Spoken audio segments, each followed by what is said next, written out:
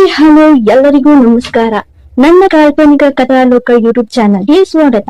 ಇನ್ನು ಯಾರೆಲ್ಲ ಸಬ್ಸ್ಕ್ರೈಬ್ ಆಗಿಲ್ವೋ ಬೇಗ ಬೇಗ ಸಬ್ಸ್ಕ್ರೈಬ್ ಆಗಿ, ಹಾಗೆ ಮುಂದಿನ ಅಪ್ಡೇಟ್ಸ್ ಗಳಿಗಾಗಿ ಬೆಲ್ ಐಕನ್ ಅನ್ನು ಒತ್ತುವುದು ಮರೆಯದು. ದಯವಿಟ್ಟು ಕಾಯ್ಬೇಡಿ. ನಂಗೆ ನಿಮ್ಮ ಮೇಲೆ ಗೌರವ, ಅಭಿಮಾನ, ನಂಬಿಕೆ ಇದೆ, ಪ್ರೀತಿ ಕೂಡ, ಆದ್ರೆ ಸ್ನೇಹದ ರೂಪದಲ್ಲಿ, ಬೇರೆ ಏನೂ ಇಲ್ಲ. ನಂಗೆ ನಿಮ್ಮನ್ನ ಬೇರೆ ರೀತಿ ನೋಡೋಕೆ ಇಷ್ಟ ಇಲ್ಲ. ಹೀಗೆ ಫ್ರೆಂಡ್ಸ್ ಆಗಿ ಇರೋಣ ಎಂದು ಕೈ ಮುಗಿದು ಅಲ್ಲಿಂದ ಹೊರಟಳು. ಅವಳು ಹೋದದ್ದೇ ಅವಳು ಉತ್ತರ ಕೇಳಿ ಕೋಪಗೊಂಡವ ಅಲ್ಲೇ ಇದ್ದ ಚಿಕ್ಕ ಪುಟ್ಟ ಗಿಡಗಳನ್ನೆಲ್ಲ ಕಾಲಿನಲ್ಲಿ ಹೊಸುಕಿದನು ಸಂತು.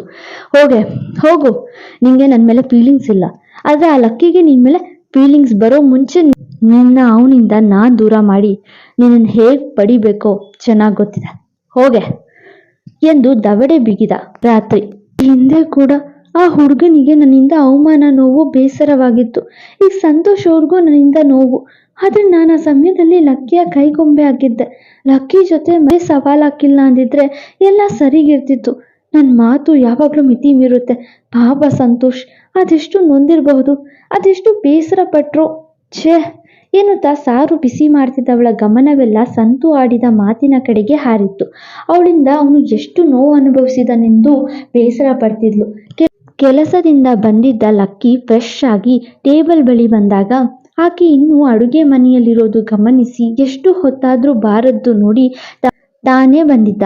ಹೆಚ್ಚು ಒಲೆ ಉರಿ ಇಟ್ಟಿದ್ದವಳು ಆಲೋಚನೆ ಮಾಡ್ತಾ ನಿಂತಿದ್ಲು. ವೈಫಿ ಬಾಗಿಲತ್ತ ನಿಂತೆ ಕರೆದನು. ಅವಳು ಗಮನ ಹರಿಸದ್ದನ್ನ ನೋಡಿದವ ವೈಫಿ ಮತ್ತೆ ಕರೆದನು. ಅವನ ಧ್ವನಿಗೆ ಎಚ್ಚರವಾದವಳು ಆಗೋಯ್ತು ಎಂದು ಬಿಸಿ ಪಾತ್ರೆ ಇಳಿಸಲು ಬರಿಗೈ ಬಳಸಿ ಕೈ ಸುಟ್ಕೊಂಡು ಎಂದು ಕಿರುಚಿದಾಗ ವೈಫಿ ಎಂದು ಗಾಬರಿಯಾಗಿ ಓಡಿ ಬಂದವ ಏನ್ ವೈಫಿ, ನೋಡ್ಕೊಂಡ್ ಮಾಡ್ಬೇಕು ತಾನೆ, 2 ಕೈ ಸುಟ್ಟಿದ ನೋಡು ಎಂದು ಉಫ್ ಮಾಡ್ತಾ ಬನ್ ಹಿಲ್ ಆಯಿಂಟ್ಮೆಂಟ್ ಹಚ್ಚಿದ. ಸಾರಿ ಲಕ್ಕಿ, ಏನೋ ಯೋಚನೆ ಮಾಡ್ತಿದ್ದೆ ಅದಕ್ಕೆ ಎಂದಾಗ ಹಳ್ಳಿಗೆ ಬರ್ತೀನಿ ಅಂತ ಹೇಳ್ದೆ ಅಲ್ವಾ, ಏನೇನ್ ಯೋಚನೆ, ಮತ್ತೇನಾದ್ರೂ ಮಾಡ್ಬೇಕು ಅಂತ ಕಾಲ್ ಮಾಡಿ ಹೇಳಿದ್ರಾ ಶೈಲಜಾ ವರ್ಮಾ ಅವರು ಅನುಮಾನದಿಂದ ಕೇಳಿದ. ಲಕ್ಕಿ ಆತರ ಏನಿಲ್ಲ ಎಂದು ಪಾತ್ರೆ ಇಳಿಸಲು ಮುಂದಾದಾಗ ಹಲೋ ಮಿಸಸ್ ಬಿಬಿ, ನಾವು ತರ್ತೀವಿ, ನೀವು ಹೋಗಿ ಎಂದು ಅವಳನ್ನ ಬಾಗಿಲತ್ತ ಮುಖ ಮಾಡಿಸಿ ಕಳುಹಿಸಿದ. ತಾನೇ ಅನ್ನ, ಸಾಂಬಾರ್, ಪಲ್ಯ, ಚಪಾತಿ ತಂದು ಟೇಬಲ್ ಮೇಲೆ ಜೋಡಿಸಿ ಇನ್ನೇನಾದ್ರೂ ಇದೆಯಾ ವೈಫಿ ಎಂದಾಗ ಇಷ್ಟೆ ಎಂದಳು. ಓಕೆ ಎಂದು ಅವನೇ ತಟ್ಟೆಗೆ ಬಡಿಸ್ಕೊಂಡು ಅವಳನ್ನ ನೋಡಲು ಇವತ್ತು ನಾನು ತಿನ್ಸೋಕ್ಕಾಗಲ್ಲ, ನೀನೇ ತಿನ್ನು ಎಂದು ಸುಮ್ಮನಾದಳು. ತೆಪ್ಪಗೆ ಕೂತವಳನ್ನ ನೋಡುತ್ತಾ ಹತ್ತಿರ ಬಂದವ ಮೆಲ್ಲಗೆ ಅವಳ ಮೊಗದ ಬಳಿ ಬಾಗುತ್ತಾ ಅವಳನ್ನ ಹಾಗೆ ಹೊತ್ತು ತನ್ನ ಮೇಲೆ ಕೂರಿಸಿಕೊಂಡನು. ಏನಿದು ಲಕ್ಕಿ, ಬಿಡು, ನಾನು ತಿನ್ಸೋಕ್ಕಾಗಲ್ಲ, ಕೈ ಸುಟ್ಟಿದೆ, 1-2 ಗಂಟೆ ರೆಸ್ಟ್ ಬೇಕು ಎನ್ನುವಾಗ 1-2 ದಿನವೇ ರೆಸ್ಟ್ ತಗೋ, ಆದ್ರೆ ನಿಂಗೆ ನಾನ್ ತಿನ್ಸ್ಬೋದಲ್ವಾ ವೈಫಿ ಎನ್ನುತ್ತಾ ಅವಳ ಮಾತಿಗೆ ಬ್ರೇಕ್ ನೀಡಿದ್ದ.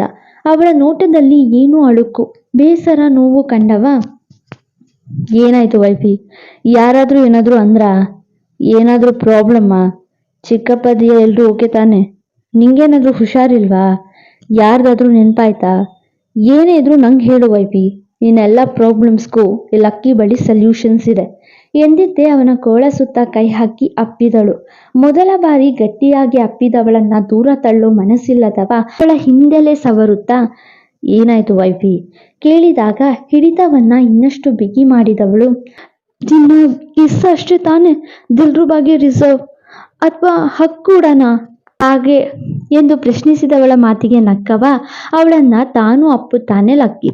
ಹಗ್ ಮಾತ್ರ ಉಚಿತನಪ್ಪ, ನಿನ್ಗೋಸ್ಕರ ಹಗ್ದಾನ ಮಾಡ್ತಿದ್ದೀನಿ, ಎಂಜಾಯ್ ಮಾಡ್ಕೋ ವೈಫಿ ಎಂದವ ನಗುತ್ತಿದ್ರೆ ಅವನ ಬೆಚ್ಚಗಿನ ಅಪ್ಪುಗೆಯಲ್ಲಿ ಮುಳುಗಿದವಳು ಅವಳ ಬಾಳಲ್ಲಿ ಈ ಹಿಂದೆ ನಡೆದ ಘಟನೆಗಳನ್ನ ನೆನೆಯುತ್ತಾ ಕಣ್ಮುಚ್ಚಿದಳು.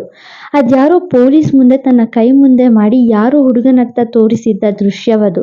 ಆ ಹುಡುಗ ಈಕೆಯನ್ನೇ ನೋಡುತ್ತಾ ತಾನೇನು ಮಾಡಿಲ್ಲ ಎನ್ನುತ್ತಿದ್ದ ಮಾತುಗಳನ್ನ ಕೇಳಿ ಕೇಳಿ ತಟ್ಟನೆ ಕಣ್ಣು ಬಿಟ್ಟವಳ ಕಣ್ಣಿಗೆ ನೀವು ಸ್ವಾರ್ಥಿ ಎಂದ ಸಂತು ಕೂಡ ನೆನಪಾಗಲು ನನ್ನ ಆಲೋಚನೆಗಳು, ಮಾತುಗಳು ಸ್ವಾರ್ಥವಾಗಿರುತ್ತಲ್ಲ ಅಕ್ಕಿ, ನಾನು ತಗೊಳ್ಳೋ ತೀರ್ಮಾನ ಎಲ್ರ ಮನಸ್ಸಿಗೂ ನೋವಾಗುತ್ತಲ್ಲ ಅಕ್ಕಿ, ನನ್ನ ಸ್ವಾರ್ಥಿನಾ ಎಂದು ಕೇಳುತ್ತಾ ಅಪ್ಪುಗೆ ಸಡಲಿಸಿ ಅವನ ನೋಟ ಬೆಸೆದಾಗ ಅವಳ ಕಣ್ಣಲ್ಲಿದ್ದ ಬೇಸರ, ಗೊಂದಲ ಅರಿತವ ಏನಾಯ್ತು ವೈಫಿ, ಯಾಕೆ ಈ ಥರ ಪ್ರಶ್ನೆ, ಯಾರೇನ್ ಮಾಡಿದ್ರು, ನಿಂಗೆ ಯಾರೇನಂದ್ರು ಎಂದು ಕೇಳುತ್ತಾ ಅವಳ ಕೆನ್ನೆ ಮುಟ್ಟಲು ಹೇಳು ಲಕ್ಕಿ, ನಾನು ಸ್ವಾರ್ಥಿನಾ ಎಂದು ಕೇಳಲು ನಿನ್ನಂತ ಹುಡುಗಿನ ನಾನು ಎಲ್ಲೂ ನೋಡಿಲ್ಲ ವೈಫಿ, ತನ್ನಿಷ್ಟ ಮರೆತು ಬೇರೆಯವರ ಇಷ್ಟ ಕಷ್ಟ ಅರ್ಥ ಮಾಡ್ಕೊಳ್ಳೋ ಮುಗ್ಧ ಮನಸ್ಸಿನ ಮಗುವಿನ ಹೃದಯದವಳು ನೀನು. ನಿನ್ನ ಆಲೋಚನೆಗಳು ಯಾವತ್ತೂ ತಪ್ಪಾಗಲ್ಲ, ನಿನ್ನ ನಿರ್ಧಾರಗಳು ಯಾವತ್ತೂ ಯಾರಿಗೂ ನೋವು ಮಾಡಲ್ಲ ಎಂದಾಗ, ಆದ್ರೂ ಯಾಕೋ ಗೊಂದಲ, ನೋವು ಅರ್ಥನೇ ಆಗ್ತಿಲ್ಲ ಎಂದವಳ ಕೆನ್ನೆ ಒರೆಸಿದವ, ನನ್ನ ಲೈಫ್ನಲ್ಲಿ ಬ್ಲೈಂಡ್ ಆಗಿ ನಂಬಿದ್ರೆ ಅದು ಮೂವರನ್ನೇ. ಒಂದು ಎಂದಾಗ ಗೊತ್ತು ಬಿಡು, ಒಂದು ದಿಲ್ರುಬಾ, ಇನ್ನೊಂದು ಸಂತೋಷ್, ಮತ್ತೊಂದು ನಿಮ್ಮಮ್ಮ ಎಂದವಳು ಚಾರು. ಅಲ್ಲ ಎಂದು ಅಡ್ಡಡ್ಡ ತಲೆ ಆಡಿಸಿದವನ ನೋಡಿ, ಅಂದ್ರೆ ಎಂದು ಪ್ರಶ್ನಿಸಲು, ಒಬ್ರು ಕ್ಯಾಪ್ಟನ್, ಮತ್ತೊಬ್ರು ದಿಲ್ರುಬಾ, ಇನ್ನೊಬ್ರು ನೀನು ಎಂದು ಅವಳ ಮನಸ್ಸಿಗೆ ಹಿತವೆನಿಸುವ ಮಾತಾಡಲು, ನಿಜವಾಗ್ಲೂನಾ ಎಂದು ಕೇಳಿದ್ಲು. ಪ್ರಾಮಿಸ್ ಎಂದಾಗ ಅವನನ್ನ ಮತ್ತೊಮ್ಮೆ ಅಪ್ಪಿದಳು. ಹಾಗೆ ನಗುತ್ತಾ ಅವಳನ್ನ ತಾನು ಅಪ್ಪುವ ಲಕ್ಕಿ, ನೀನ್ ಹೀಗೆ ಹಗ್ ಮಾಡ್ತಿದ್ರೆ ಲಕ್ಕಿ ಬ್ಯಾಡ್ ಬಾಯ್ ಜೊತೆಗೆ ಕ್ರೇಜಿ ಬಾಯ್ ಆಗ್ತಾನೆ, ಆಮೇಲೆ ನನ್ ಬೈಬೇಡ ಎಂದಾಗ ಕೊಂಚ ರೇಗಿಸಿದ ಕಾರಣ ಬಲವಂತದ ನಗು ಬೀರಿ, ನೀನು ನಿನ್ನ ಆಲೋಚನೆಗಳು ಎನ್ನುತ್ತಾ ಕಣ್ಣುರಿಸಿಕೊಂಡು, ಆದ್ರೆ ಲಕ್ಕಿ ನಂಗೆ ಯಾಕೋ ನೆಮ್ಮದಿನೇ ಇಲ್ಲ ಅನ್ನಿಸ್ತಿದೆ, ಒಂಥರ ನಂಗೆ ನಾರ್ಮಲ್ ಆಗೋಕೆ ಆಗ್ತಿಲ್ಲ ಎಂದವಳ ಮಾತಿಗೆ, ಮಾಡೋಣ, ನಿನ್ನ ನಾರ್ಮಲ್ ಮಾಡೋಣ, ಎಲ್ಲದಕ್ಕೂ ಲಕ್ಕಿ ಹತ್ರ ರಾವಣ ಬಾಣವಿದೆ ಎನ್ನಲು, ಏನದು ತುಂಬ ಕುತೂಹಲದಿಂದ ಕೇಳಿದ್ಲು. ಅದು very simple and very effective ಎಂದಾಗ, ಬೇಗ ಹೇಳು, ಏನೋ ಮಾಡೋಣ, ನನ್ನ ಮೂಡ್ ಫ್ರೆಶ್ ಆಗಬೇಕು ಅಷ್ಟೆ ಎನ್ನುತ್ತಾ ಮಾತಾಡುತ್ತಿದ್ದವಳ ಗಲ್ಲದ ಮೇಲಿದ್ದ ಮಚ್ಚೆನ ಒಮ್ಮೆ ಮುಟ್ಟಿದವ, ವೆರಿ ಎಫೆಕ್ಟಿವ್, ಟ್ರೈ ಮಾಡ್ತೀಯಾ, ಆರ್ ಯು ಶ್ಯೂರ್ ವೈಫಿ ಎಂದು ಕೇಳಲು, ಹೌದು ಹೇಳು ಎಂದಳು. ಓಕೆ ಲೆಟ್ಸ್ ಟ್ರೈ ಎನ್ನುತ್ತಾ ಅವಳ ತುಟಿ ಬಳಿವಾಗಲು, ಏನ್ ಮಾಡ್ತಿದ್ಯಾ ಸುರ, ದೂರ ಇರು, ಈ ತರ ಕಿತಾಪತಿ ಮಾಡಿದ್ರೆ ಎರಡೂ ಕೆನ್ನೆ ಕಡುಬಾಗ್ಬೇಕು, ಹಾಗೆ ಬಾರಿಸ್ತೀನಿ ಅಷ್ಟೆ ಎಂದು ದೂರ ತಳ್ಳಿದಳು ಹೊರತು ಅವನಿಂದ ದೂರ ಸರಿದು ಅವನ ಮಡಿಲನ್ನ ಬಿಡ್ಲಿಲ್ಲ.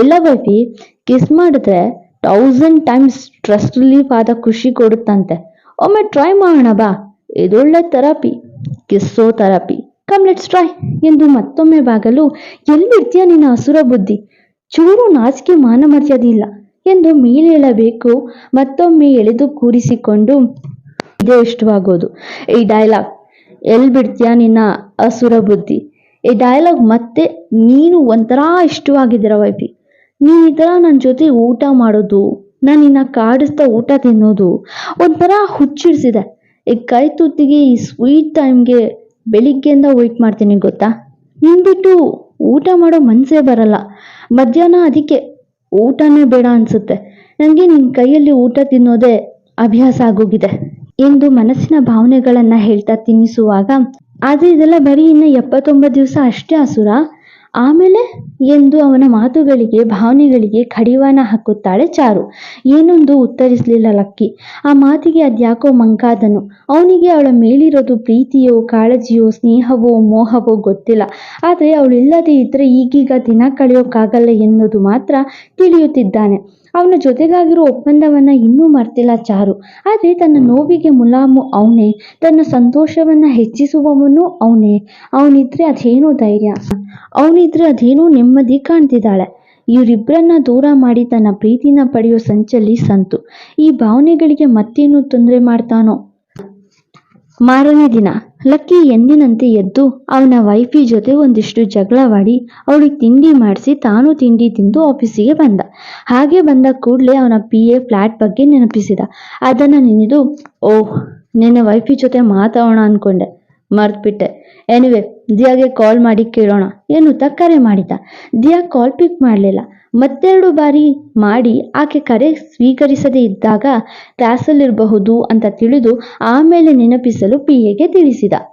ರಿಸೆಪ್ಷನ್ ಆದಮೇಲೆ ಅಮ್ಮು ಕಾಲ್ ಮಾಡಿ ಮಾತಾಡ್ತೀನಿ ಅಂದವಳು ಮತ್ತೆ ಮಾಡಲೇ ಇಲ್ವಲ್ಲ ಎನ್ನೋ ಅನುಮಾನದಿ ಚಾರು ಅಮ್ಮುಗೆ ಕರೆ ಮಾಡ್ತಾಳೆ. The number you are trying to call is currently switched off ಎಂದು ಬರಲು, ಅಮ್ಮು ಫೋನ್ ಸ್ವಿಚ್ ಆಫಾ, ಕೆಲಸ ಇಲ್ವಾ ಅಥವಾ ಏನಾದರೂ ಮಲಗಿದಾಳಾ ಎಂದು ಅನುಮಾನ ಪಡುತ್ತಾ ಆಮೇಲೆ ಕಾಲ್ ಮಾಡೋಣ ಎಂದು ತೀರ್ಮಾನಿಸಿ ಮನೆ ಕೆಲಸ ಮುಗಿಸುತ್ತಾಳೆ ಚಾರು. ಮಧ್ಯಾಹ್ನದ ಸಮಯ ಬಿಬಿ ಮತ್ತೆ ದಿಯಾಗೆ ಕರೆ ಮಾಡಲು ಆಕೆ ಫೋನ್ ಸ್ವಿಚ್ ಆಫ್ ಬಂತು. ಎಲ್ಲೋದ್ಲು ಆಲೋಚಿಸುತ್ತಾ ಆಕಾಶ್ಗೆ ಕಾಲ್ ಮಾಡಿ, ದಿಯಾ ಎಲ್ಲೋ, ಕಾಲೇಜಲ್ಲಿಲ್ವಾ ಎಂದು ಕೇಳಲು, ಗೊತ್ತಿಲ್ಲ ಬ್ರೋ, ನಾನು ಹೊರಗಡೆ ಬಂದೆ ಎಂದನು. ನಿನ್ಗೆ ಗೊತ್ತಿಲ್ಲ ಅಂತ ಸುಳ್ಳು ಹೇಳ್ಬೇಡ, ಎಲ್ಲೋದಿಯಾ ಕಿರುಚಿದ. ಒಂಥರ ಅನುಮಾನ ಮೂಡಿತ್ತು ಅನ್ಸತ್ತೆ. ಬ್ರೋ ನಿಜವಾಗ್ಲೂ ಗೊತ್ತಿಲ್ಲ, ಅವಳನ್ನ ನೋಡಿ 4 ದಿನ ಆಯ್ತು ಎಂದಾಗ ಕಾಲೇಜ್ ಹತ್ರ ಹೋಗಿ ಹುಡುಕು, ಅವಳಿಗೇನಾದ್ರೂ ಆದ್ರೆ ನಿನ್ನ ಹುಟ್ಟಿಲ್ಲ ಅನ್ನಿಸ್ಬಿಡ್ತೀನಿ ಎಂದು ವಾರ್ನ್ ಮಾಡಿ ಕರೆ ಕಟ್ ಮಾಡ್ದ. ಮನೆ ಕೆಲಸ ಮುಗಿದಾದ್ಮೇಲೆ ಅಮ್ಮುಗೆ ಚಾರು ಕಾಲ್ ಮಾಡಲು ಅಮ್ಮ ಫೋನ್ ಸ್ವಿಚ್ ಆಫ್ ಬಂತು. ಏನಿದು, ಅಮ್ಮ ಫೋನ್ ಇನ್ನೂ ಸ್ವಿಚ್ ಆಫ್ ಬಂದಿದೆ, ಅವಳು ಆಫೀಸಿಗೆ ಕರೆ ಮಾಡ್ಲಾ ಎಂದು ಆಲೋಚಿಸಿ ಜಸ್ಟ್ ಕನೆಕ್ಟ್ ಆಫೀಸಿಗೆ ಕರೆ ಮಾಡಿ ಅಮ್ಮು ಬಗ್ಗೆ ಕೇಳಲು ಅವರು ನಿನ್ನೆ ಆಫ್ ಡೇ ಲೀವ್ ತಗೊಂಡ್ರು, ಇವತ್ತು ಬಂದಿಲ್ಲ ಎಂದು ಕರೆ ಕಟ್ ಮಾಡಿದ್ರು. ಅಮ್ಮುಗೇನಾಯ್ತು, ಎಲ್ಲಿ ಅಮ್ಮು ಎಂದು ಆತಂಕಕ್ಕೆ ಒಳಗಾದ್ಲು ಚಾರು. ಮುಂದೆ ಎಂದಿನಂತೆ ತಮ್ಮ ಪ್ರೋತ್ಸಾಹದ ನಿರೀಕ್ಷೆಯಲ್ಲಿ ನಾನು. ಲೈಕ್, ಶೇರ್, ಕಮೆಂಟ್ ಮಾಡೋದು ಮರೆಯದಿರಿ.